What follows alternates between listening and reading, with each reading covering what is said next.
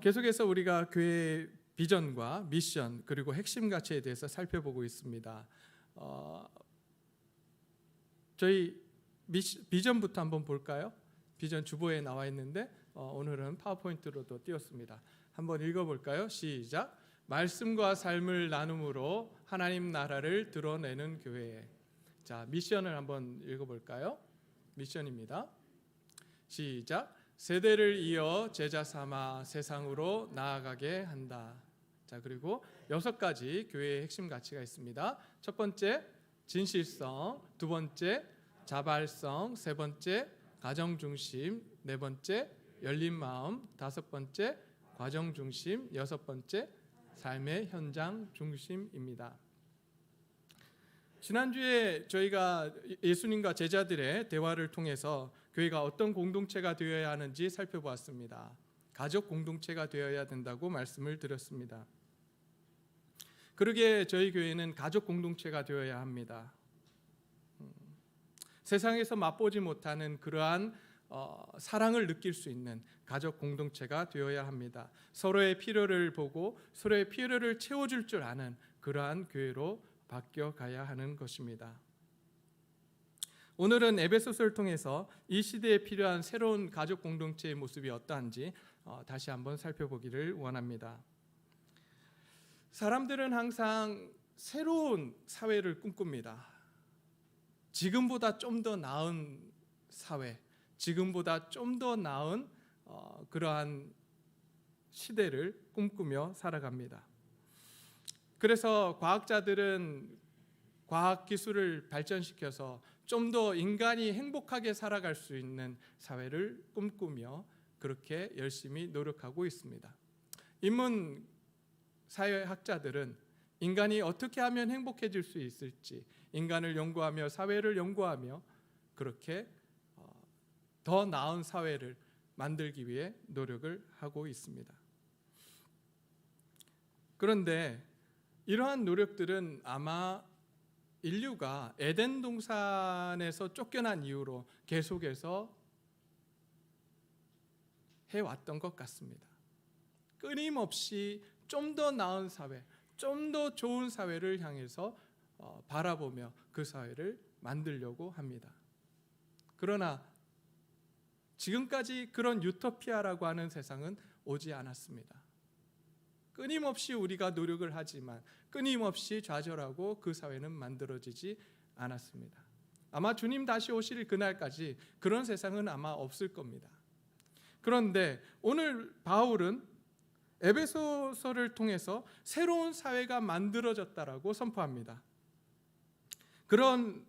그 새로운 사회는 교회라고 하는 공동체를 통해서 이루어지는 것이라고 말씀합니다.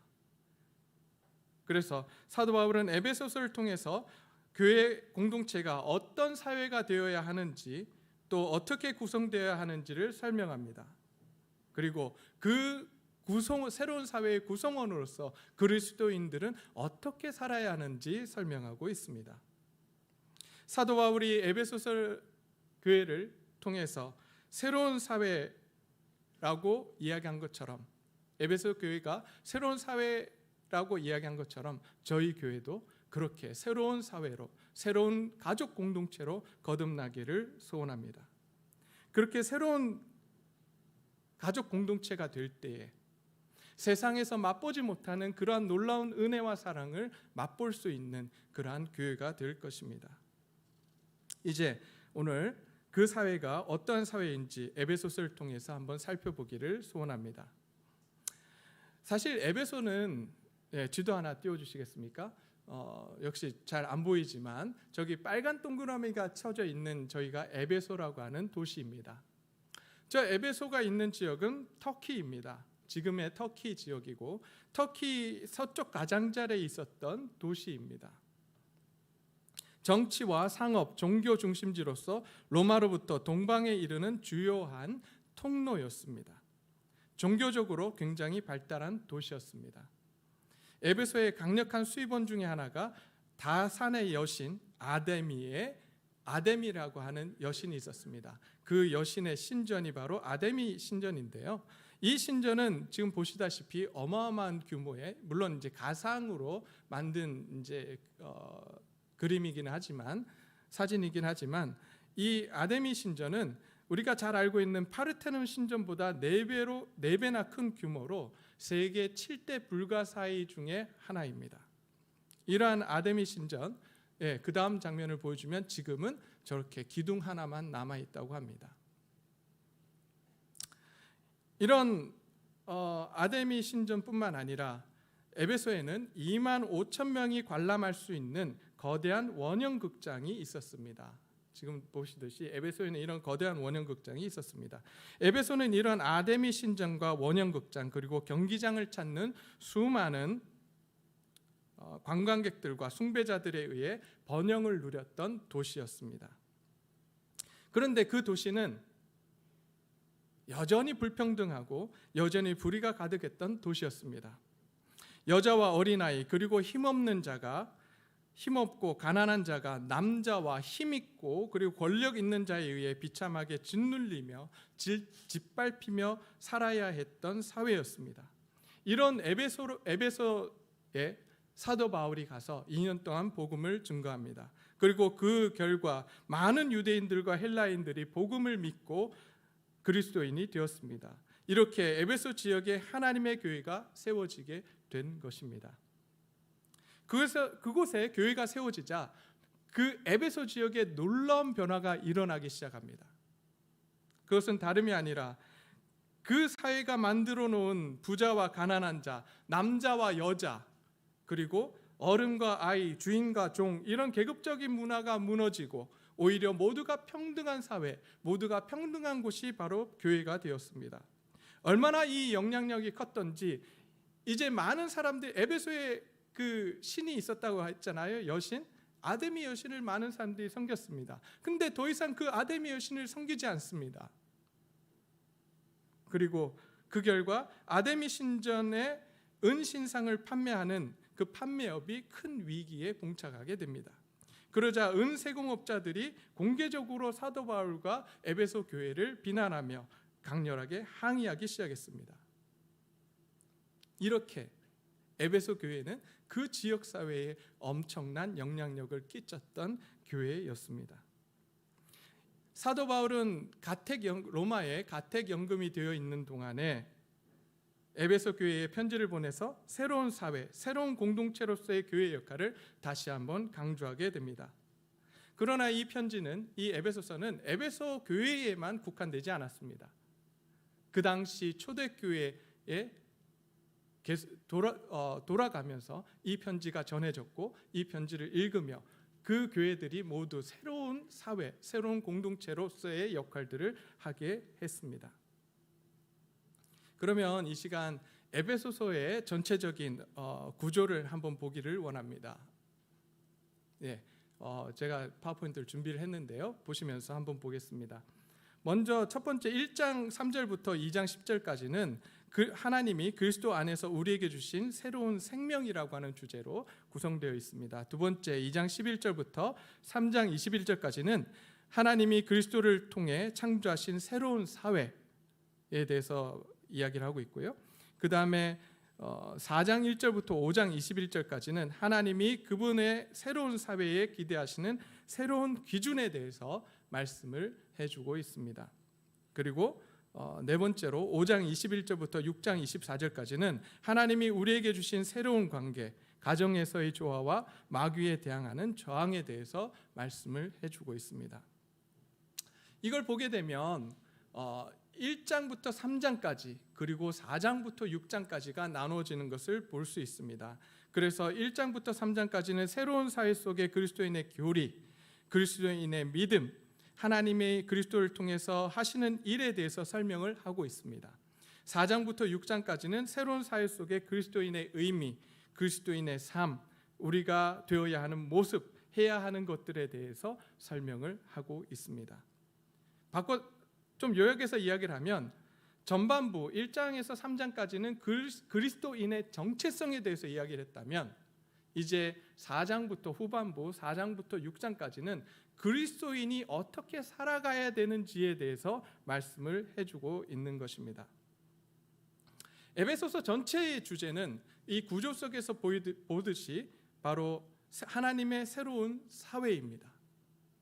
하나님의 새로운 사회가 어떻게 생겨났으며 또 그 사회의 본질은 어떤 것인지, 그리고 그 새로운 사회 속에 그리스도인들은 어떻게 살아야 되는지 설명해 주고 있습니다. 그렇다면 사도 바울이 지금 이야기하고 있는 새로운 사회, 그 사회는 어떤 사회일까요? 자, 한번 파워포인트를 보겠습니다. 첫 번째, 그리스도로 말미암아 그리스도 안에서 만들어지는 하나님의 새로운 사회였습니다. 그리스도로 인해서 만들어진 사회입니다. 뿐만 아니라 하나님이 창조하시고 또 유대인과 이방인이 대등하게 포함되는 하나의 인류입니다. 성부 하나님의 가족이며 그 아들 예수 그리스도의 몸이며 성령의 전 혹 내주하시는 곳이 바로 새로운 사회라는 것입니다. 그러면 이 새로운 사회 속에 그리스도인들은 어떻게 살아가야 하는지 이제 한번 살펴보기를 원합니다. 어떻게 살아야 되냐면, 어떠한 모습을 가져야 되냐면, 다양함을 가지고 다양함을 잃지 않는 공동체의 하나됨을 가져야 합니다. 하나가 되어야 되는데, 여기서 성경에서 에베소서에서 이야기하는 하나됨이란, 성경에서 이야기하는 하나됨이란 모두가 똑같은 모자를 쓰고 모두가 똑같은 옷을 입어야 된다라고 말씀하는 것이 아닙니다. 저희의 몸을 보시면 잘 알지 않습니까? 몸은 하나입니다. 그러나 어떻습니까? 각 기관이 다릅니다. 손은 손의 역할을 하고, 눈은 눈의 역할을 하며, 발은 발의 역할을 합니다. 손가락은 손가락의 역할을 하고, 머리카락은 머리카락의 역할을 합니다. 그러나 이 모든 것이 하나입니다. 교회도 마찬가지입니다. 하나가 되어야 합니다. 그러나 모두가 같을 필요는 없습니다. 하나님께서 원하시는 것은 각자의 은사에 따라서 각자에게 맡겨주신 곳에, 그곳에서 최선을 다하며 하나가 되어 살아가기를 소원하고 계시는 것입니다.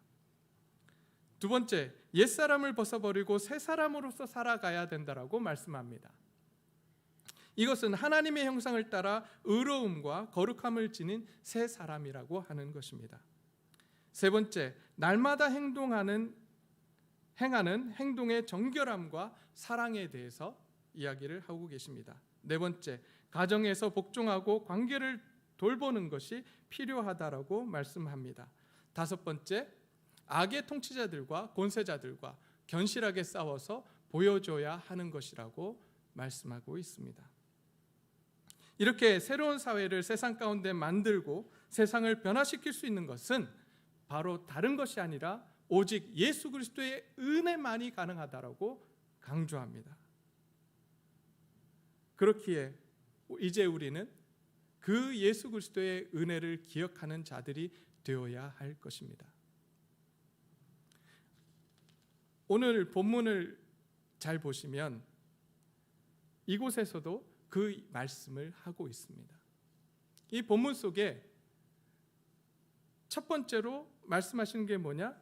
우리는 어떠한 존재였는지를 11절, 12절을 통해서 말씀해 주고 있습니다. 그리고 13절부터 18절까지는 예수 그리스도는 도대체 무슨 일을 하셨는가, 그런 우리에게 어떤 은혜를 베푸셨는가를 말씀하고 있습니다. 그리고 19절부터 22절까지는 이제 우리는 어떠한 존재가 되었는지, 그 예수 그리스도의 은혜로 우리는 어떠한 존재가 되었는지를 설명하고 있습니다.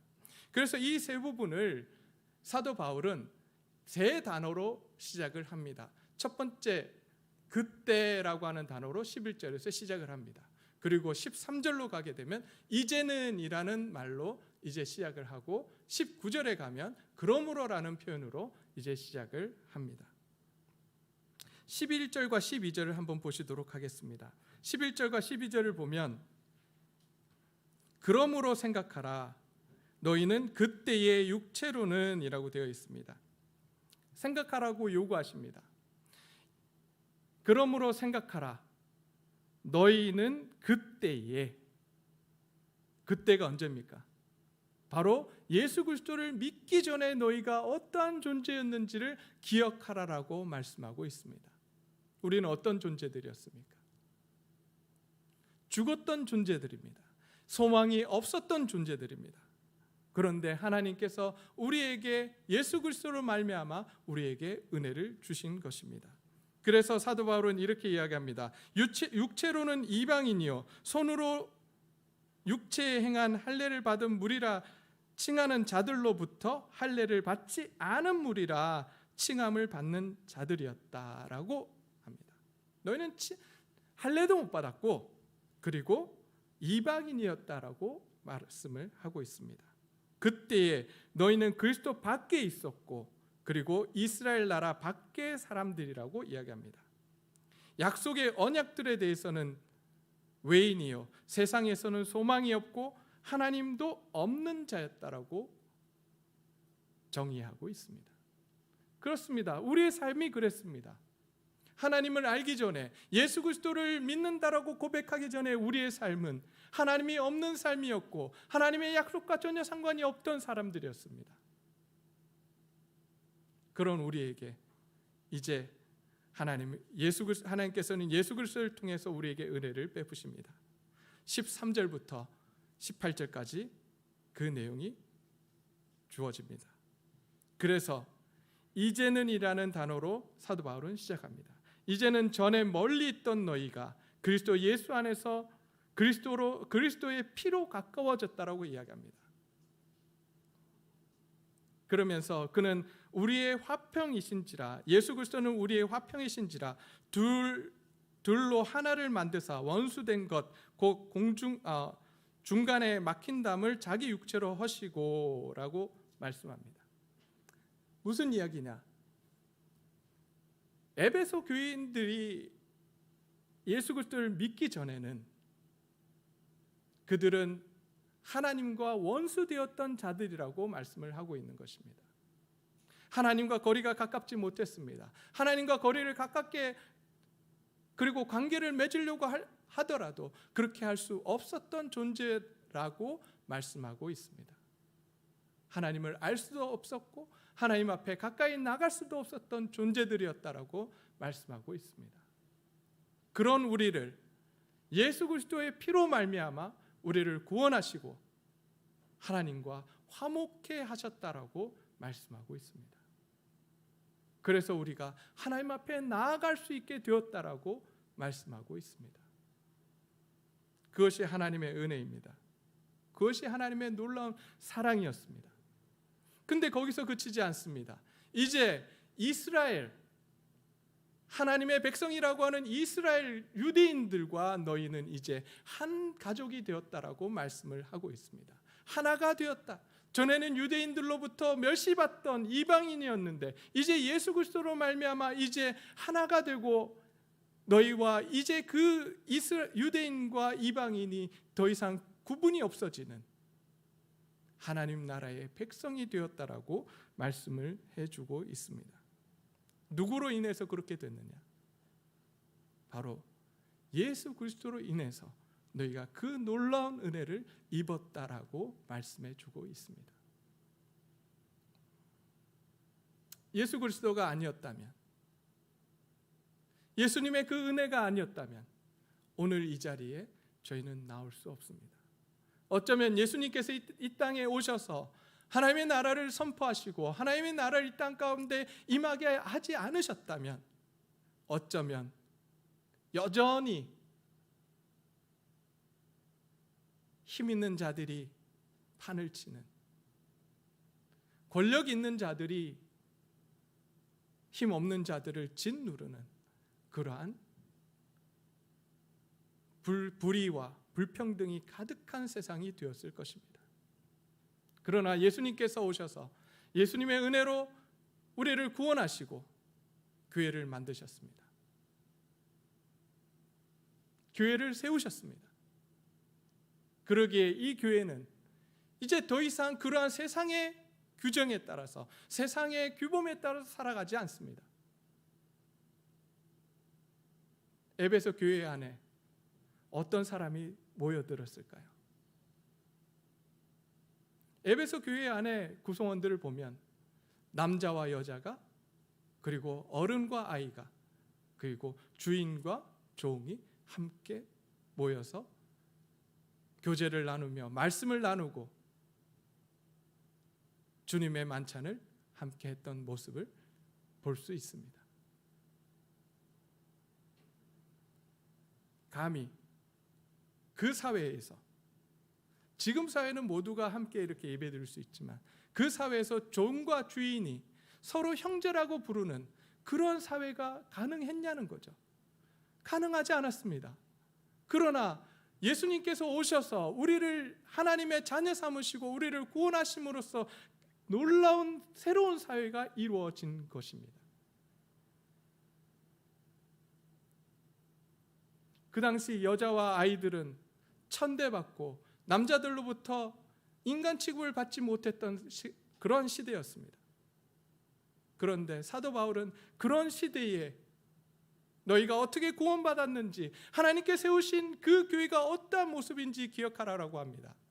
너희 존재가 어떠한 존재인지 기억하라라고 합니다. 그러면서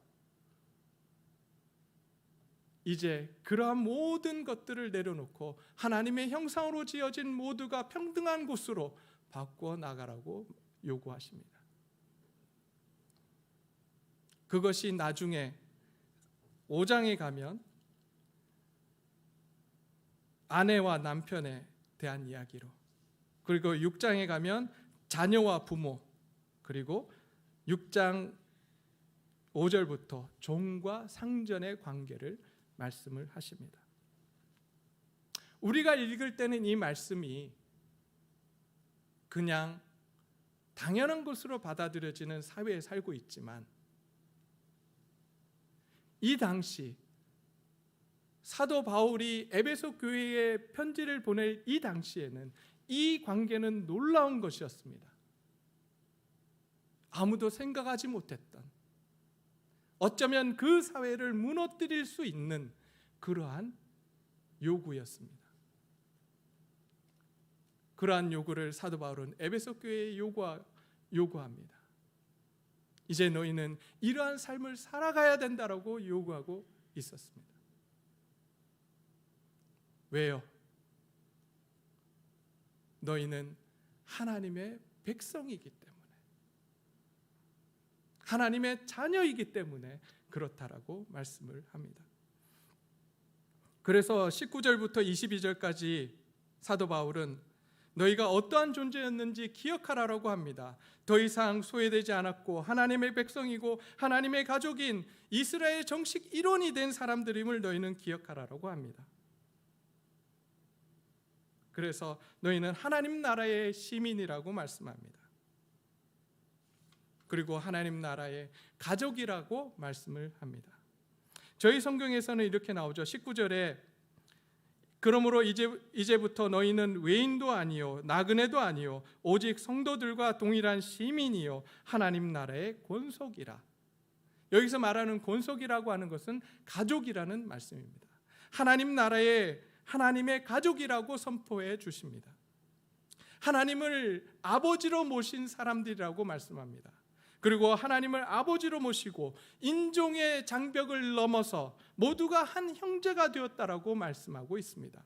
교회는 이제 새로운 가족 공동체라고 사도 바울은 선포하고 있는 것입니다.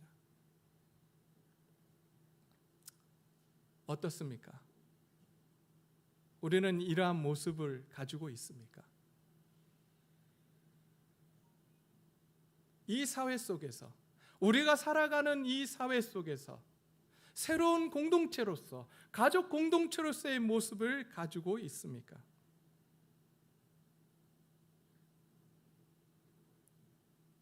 우리는 이 세 가지를 기억해야 할 것입니다. 우리가 이전에 어떠한 존재였는지 기억하며 그러한 나를, 그러한 우리를 예수님께서 어떻게 하셨는지 우리는 기억해야 합니다. 마지막으로 우리는 어떠한 존재인지 우리의 존재성을 기억해야 합니다. 이것을 기억할 때 우리는 새로운 사회의 구성원으로서, 새로운 가족 공동체의 구성원으로서 그리스도인으로서 어떻게 살아가야 될지 고민하게 되며, 또한 말씀에서 말씀하시는 대로 하나님께서 하나님의 뜻을 따라서 살아가는 하나님의 자녀요, 하나님의 백성이 될 것입니다. 에베소서 1장 1절에서 사도 바울은 이렇게 언급을 합니다. 너희는 에베소라고 하는 사회 속에 살고 있는 사람들이다. 그러나 그리스도 예수 안에서 가족 공동체라고 하는 새로운 사회를 또한 만들어 살아가고 있는 자들이 바로 너희다. 그리스도인들이라고 말씀을 하십니다. 그러기에 이 둘 사이에서 계속해서 싸워야 합니다. 계속해서 갈등해야만 합니다. 우리에게 갈등이 없습니까? 우리에게 아무런 고난이 없습니까? 그렇다면 우리의 믿음을 다시 한번 점검해 봐야 됩니다. 왜냐하면 우리가 살아가는 사회와 하나님의 백성으로서의 삶은 다르기 때문입니다. 그러기에 사도 바울은 이 에베소 교인들에게 이렇게 이야기를 합니다. 이러한 영적 싸움을 해야 하고 그 영적 싸움을 위해서 우리는 영적 전신 갑주를 입어야 한다라고 말씀하고 있는 것입니다. 이렇게 영적 전투를 하며 이 세상에서 하나님의 백성으로서 새로운 사회, 곧 하나님의 나라를 드러내는 삶을 살아갈 때에 에베소 교회는 그 지역을 변화시켰습니다. 그 지역을 하나님의 은혜로, 하나님의 사랑으로 변화시켰던 것입니다. 세상이 감당할 수 없는 공동체가, 가족 공동체가 되었던 것입니다. 이제 저희 교회도, 우리 교회도 그런 교회가 되기를 소원합니다. 세상을 변화시키는, 우리 지역사회를 변화시키는 그러한 교회가 되기를 소원합니다. 그러기 위해서 먼저 우리 자신들을 바라보기를 소원합니다. 우리가 예전에 어떠한 사람이었는지, 그럼에도 불구하고 하나님이 우리를 사랑하셔서 예수 그리스도의 그 놀라운 은혜를 주셨음을 우리는 기억해야 할 것입니다. 그 은혜를 기억하며 이제 하나님께서 우리를 어떠한 존재로 만드셨는지, 새로운 존재로서, 새 사람으로서 우리의 존재성을 기억해야 할 것입니다.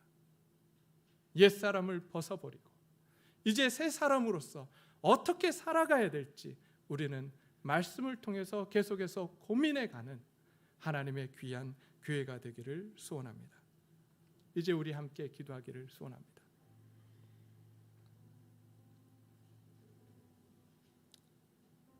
우리 자신들을 돌아봅시다.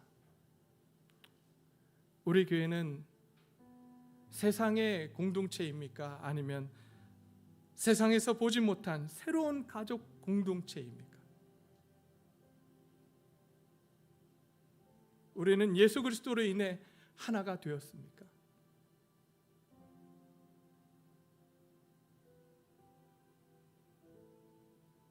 우리는 하나님의 은혜와 사랑을 기억하며 살아가고 있습니까?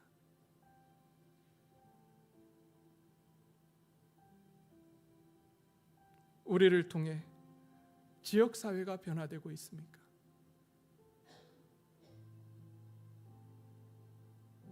아까 우리 이윤재 집사님이 기도했죠. 나를 통해 내 가정이 변화되고, 내 가정이 변화되어 우리 교회가 변화되고, 우리 교회가 변화되어 우리 지역사회가 변화되는 그 놀라운 하나님의 은혜가 있기를 소원한다고. 이제 하나님 앞에서 기도하기를 소원합니다. 세상의 그 어떤 모임이 아니라 하나님의 새로운 가족 공동체로 거듭나게 해달라고 우리 이 시간 함께 기도하기를 소원합니다.